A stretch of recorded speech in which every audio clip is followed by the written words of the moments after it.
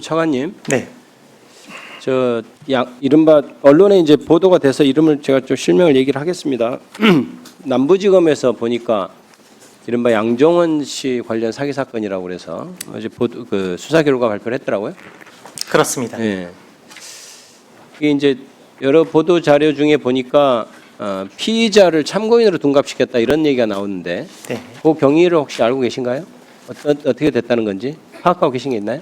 예, 그 담당 경찰관이 네.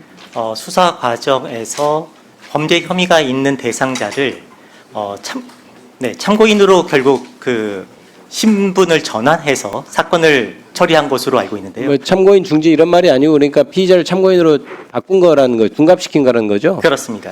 그러면 보통 그래서 이제 지금 보도자료 취재를 보니까 그게 피해자는 불송치 결정에 대해서 이의 신청할 권리조차 박탈당했다 이렇게 표현이 돼 있어요. 보도자료에 보니까. 네.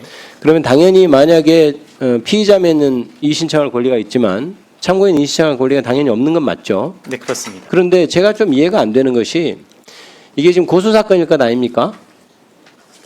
그 애초에 사건이 피의자에서 참고인으로 둔갑시켰다고 하는 사건이 고소 사건이겠죠. 혹시 답변 준비가 안 되면 제가 좀 이따 할까요? 예. 네, 그 내용에 대해서 조금 경위를 파악한 후에 더 정확한 한번 답변을 드릴 수 있습니다. 제가 오후에 다시 질의할 시간에 물어볼 테니까 이겁니다. 제가 문제 제기라는 건 뭐냐면, 네. 보도자료 내용을 보면 이거예요. 제가 짐작하는 바로는 애초에 사건이 고소 사건인데 고소된 사람 피고소인을 피의자로 입건을 했다가 아마 킥스상에 정보 그 망상에 참고인으로 바꿔서 아예 그냥 불송치를 했다는 거고, 그래서 참고인으로서는 참고인으로 바뀌었기 때문에 이의신청을 못했다는 취지인데, 가만 생각해보면 좀 이상한 것이, 네. 형사소송법상 고소를 하면 그 자체로 지금 피의자로 입건이 되는 시스템이잖아요. 우리는 형사소송법은. 그렇습니다. 그런데 그렇게 되면 보십시오. 만약에 피고소인이 한 명이라면 피고소인이 없는 사건이 되거든요. 그죠? 근데 만약에 피고소인이 여러 명이에요. 이런 사람이 공모해서 나를 사기를 피해를 입혔습니다라고 하면 한 3명 정도를 고소했는데 그 중에 한 명을 참고인으로 이른바 둔갑시켰다 하더라도 그 2명에 대한 피고소인이 남아 있기 때문에 불송치 결정을 통보해주고, 그러면 당연히 피해자는 이의 신청할 권리를 계속해서 유지하는 것이라고 봐야 되거든요. 만약에 피고소인이 한 명이면 그 사건 자체가 고소 사건인데 피고소인이 없는 사건이라는 게 말이 되겠어요? 그건 제가 보기엔 불가능할 것 같고, 네. 아마도 짐작에 여러 명의 피고소인 중에 한 명을 참고인으로 둔갑시켰다는 것인데, 보도자료를 보면 이 불송치 결정에서 이의 신청할 권리조차 박탈당한 반면 이렇게 써놨단 말이에요. 물론 보안수사권을 지금 삭제한 것에 대해서 검찰에서는 반대하고 있고, 일부 반대하는 여론도 있고, 그의 부작용을 얘기하는 사람이 많다는 걸 저도 알고 있습니다. 하지만 시대적인 과제가 보안수사권을 폐지하는 것이고, 그 다음에 이미 법이 통과된 이상 그 논쟁은 이제 종식하고, 법무부 입장이나 검찰의 입장에서는 보안수사권 폐지에 맞춰서 법의 공격이 어떻게 더 없겠는지를 살펴봐야 될 것인데, 이 보도자를 보면은 이게 이의 신청할 권리조차 박탈당했다 해가지고 마치 보안수사권 폐지해서 큰일 날 것처럼 보도자료를 쓴 것 같아요. 어감상. 그리고 그것을 보안수사권 폐지를 반대했던 일부 언론들이 받아쓰면서, 야 이거 어떻게 할 거냐, 이제 큰일 났다. 이게 피의자를 참고인으로 둔갑시켜 버리면 이제 이의 신청조차 못하네. 보안수사권 폐지를 주장했던 사람이 이의 신청을 할 수 있다면서. 근데 이렇게 하면 이의 신청도 할 수 없잖아. 이렇게 지금 쓰고 있는 소재로 쓰고 있단 말이에요.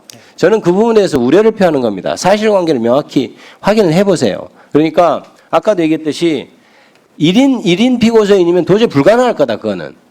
그 다음에 여러 명이면은 이의 신청을 할 권리를 박탈했다는 말은 과한 것이다, 이렇게 생각이 드는 거예요. 그거를 오후에 확인해서 한번 말씀해 주시고, 또 한 가지 뭐냐면, 이게 245조의 4호에 보면은 2호에 보면은 불송치 결정할 경우에 기록을 검찰에 보내잖아요. 그렇습니다. 검찰에 보내서 검사가 90일 동안 그것을 확인해 가지고 미진하면 다시 재수사 요청을 할 수 있도록 돼 있지 않습니까? 제가 이 보안소권 국면에서 이 부분을 좀 고쳐야 된다고 했던 것이 이게 내 사건이 안 되니까 성의껏 안 볼 것 아니냐. 그래서 누가 기록 두꺼운 거 검사가 가서 실체적으로 이걸 들여다 보겠냐. 그러니까 이걸 뭔가 효율적으로 좀 해야 되는 것을 제가 고민을 하고 있는데 문제는 이거는 굉장히 형식적인 거란 말이에요.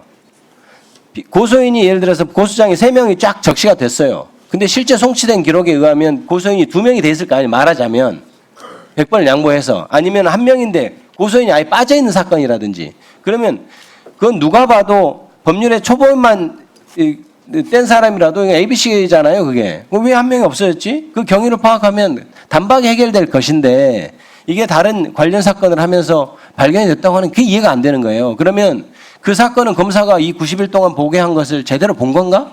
이런 문제가 또 발생할 수 있는 겁니다. 그러니까 그 부분에 있어서는 제가 첫 번째 일단 경위 파악해 보시고 두 번째 이게 마치 이의 신청을 할 권리를 어떻게 하면 사수를 써서 이상한 방식으로 잠탈하는 것 아니냐라는 소재로 쓰이는 것에 대한 어떤 법무부의 입장을 정확히 얘기를 해 주시기를 바랍니다. 그 부분에서는 확인을 해 주세요.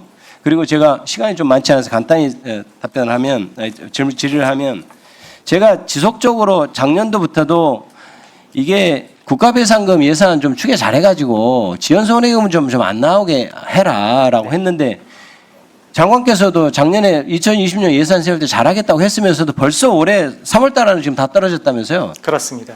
이게 계속 이렇게 반복하고 그러면 지연이자로 지금 몇백억씩 지금 제가 시간이 없어서 구체적인 수치는 말하지 않겠습니다만은 이렇게 연 12% 이자 막 지급하고 그런 고리 대금도 없는 거예요. 국가는 국가대로 돈 지급하고 배상 받아야 할 사람 그만큼 내주고 일하는 건데 차제에 만약에 국가 배상을 하는 것이 예상이 어려우면 저는 예산 집행 시스템을 좀 바꿔야 될 것 같아요. 아예 이렇게 상시적으로 발생하지만 누가 봐도 분명히 집행해야 되는 어떤 예산에 대해서는 어떤 다른 항목을 넣든지 예비비를 굉장히 아주 쉽게 간편하게 그냥 바로 집행할 수 있도록 하는 이런 대책을 세워야지 계속해서 이런 식으로 해 나가면 맨날 하는 얘기는 법무부는 아니 우리가 어떻게 다 예측합니까 이렇게 하고 넘어가고 피해는 국가와 국민이 다 같이 보는 거거든요.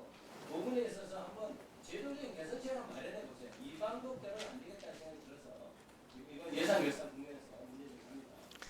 저 위원장님 간략히 예, 수고하셨습니다. 예, 답변해 보세요. 네, 예. 위원님께서 말씀해 주신 두 가지 사항 관련해서 첫 번째는 구체적인 수사 절차에 관한 부분이기 때문에 내용을 상세히 파악해서 설명드리도록 하겠습니다.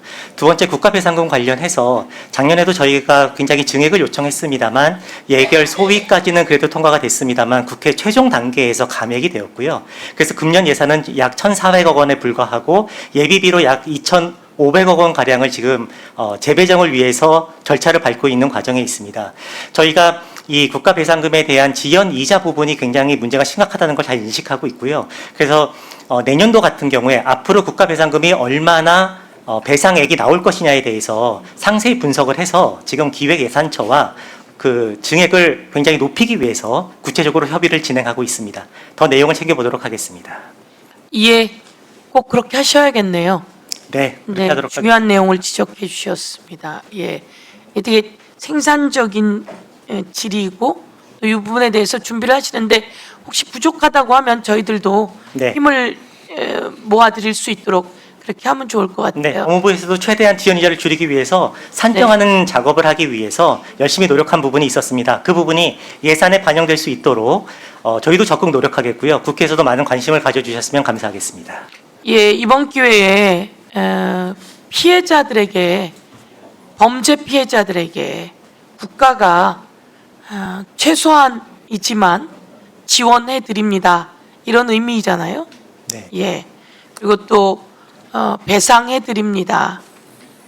필요한 것 같아요. 내가 피해를 엄청나게 입었는데 그냥 그 범인은 잡았지만 그래도 국가가 이 피해를 지원해 드린다라고 하는 것이 아주 의미가 있을 것 같고 피해 지원금이 이제 제가 만들었던 법인데요. 엄마 아빠가 세상을 떠나게 됐습니다. 아이가 피해 지원금을 받는데 또 우리가 그걸 일시불로 주게 됩니다. 그러면 부모님이 피해를 받아서 떠났는데 일시불로 받게 되면 그나마 일시불이 아니면 이게 그 최저 생계비라도 매달 받을 수 있는데 일시불로 주어버리면 최저 생계비를 못 받습니다. 그래서 저희가 이제 그거를 법을 만들어서 일시불로 주지 않아도 되게 법을 이렇게 나눠서 줄 수 있게 함으로써 최저 생계비도 받고 지원도 받을 수 있게 이렇게도 했는데요. 좀 더 구체적으로 살펴서 이렇게 피해자들이 그 옆에 국가가 있다는 걸 보여줄 수 있으면 좋겠습니다. 네. 좀 더 잘 찾으셔서 예산 지원을 잘 마련하시면 좋겠습니다. 예, 다음은 국민의